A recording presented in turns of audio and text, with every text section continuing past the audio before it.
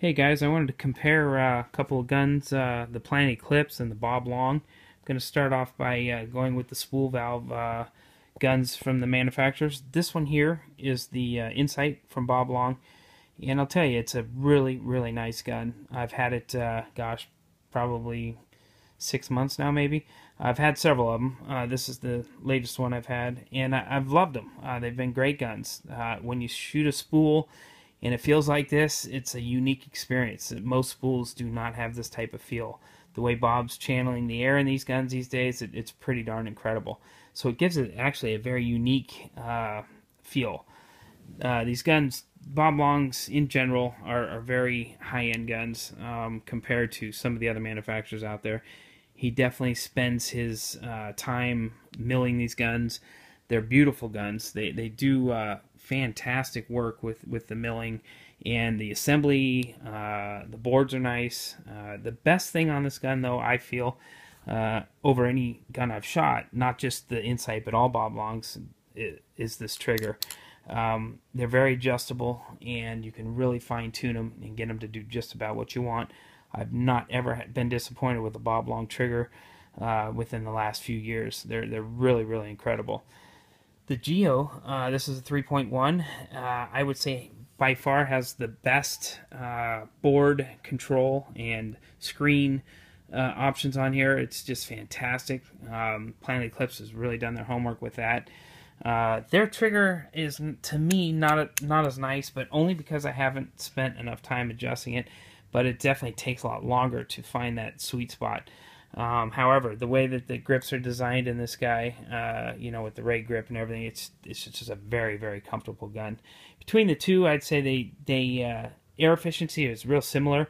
I would say that the Bob Long does get a little bit better air efficiency than the Geo. Not a lot, but enough to maybe throw an extra pod on your pack. The biggest difference in the used market would be the prices. Right now, you can pick these guys up between $500 and $600 on eBay, and I'll tell you, if you can get one for that, I wouldn't hesitate to jump on it. These are definitely worth that. I paid for my first one. I paid the $1,100 or whatever it was, and I was not disappointed. The Geo, a little bit different story. You're looking, $1,400 marker. Right now, you find very few of them used, but if you do find a 3.1 that's used, you're probably still in the $1,000 to $1,200 range. I've been told that the 2.0 and 2.1 are very similar. There's a few options on here that are probably upgraded, with the grips and the pipe here. But I have not personally shot one of those, but if you can get your hands on one of those for, $600-700, I'd say that's probably going to be closer to what you're dealing with here. VCOMs, the new Viz, if you were to pick one of those up between $600 and $800, you would be doing well. It's a very smooth spool gun. A little more finicky, a little harder to maintain. That gets me to my next point. This Geo is the easiest gun on the market to work on. Not only work on, but maintain and grease. I mean, the rig is just like any other rig to take apart and grease. The bolt and spool valve assembly, just super, super simple. They keep it simple but very effective. Works great. And then the Pops ASA is a really neat deal as well. Not to say that the Bob Long ASA is a bad one. It's not at all. It's a very good ASA as well. So out of these two markers, you definitely kind of get what you pay for. This Geo 3.1 is not going to disappoint anybody. This Insight will not either. However, just due to the little bit more maintenance on this guy, you're probably going to be a little more frustrated at times with this marker. Although this has never let me down. The Geo, I don't anticipate let me down either. It's a fantastic marker. Now, on to the other two guns to compare, which are in the same brand. So I have the LV1, which is the Planet Eclipse. And then I have, this is a G6R Dragon. Both poppet valve guns. They have the stack tube with the removable bolt up top, which is a kind of a neat feature. However, both these guns do have a different feel than the spool valve guns.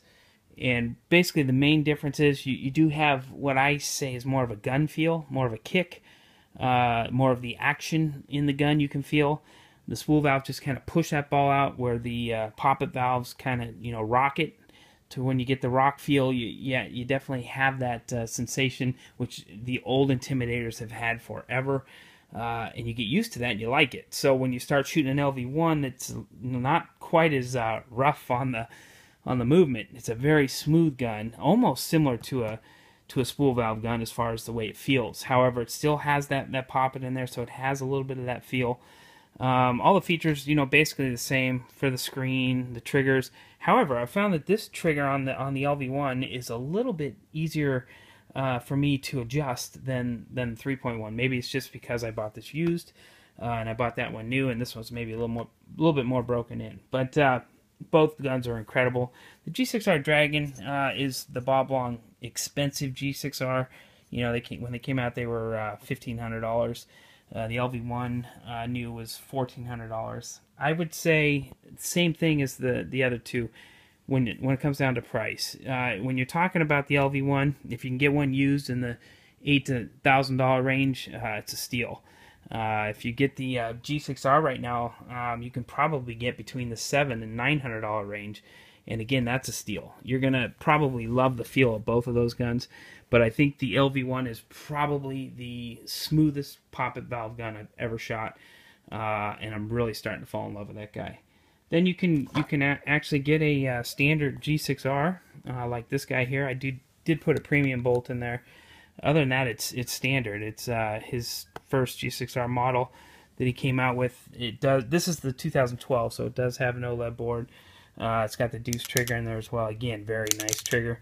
But between the two, you know, to save money, go with the standard one and not the Dragon, or this one here is the F5. You know, a little bit different milling. Those are probably a little bit more expensive. Not going to shoot any differently. The Dragon has a little bit different sound to it than, say, the standard one. Just very little, not that noticeable.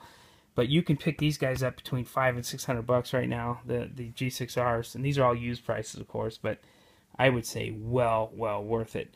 If you can get a 2011 model between $400 and $500, it would be worth it as well. It doesn't come with the OLED or the new ASA, but other than that, it's basically the same gun. It'll perform the same. And I have found with all my guns, the more balls I put through them, the better they start performing. Just one of those rule of thumbs. The more cases you can get. So what's nice about that is that you don't really feel like you're wearing anything out. You feel like you're breaking them in, which is a great feel. I hope this helps you guys. I know it's a bit long-winded, but if you have any questions, feel free to post. Thank you.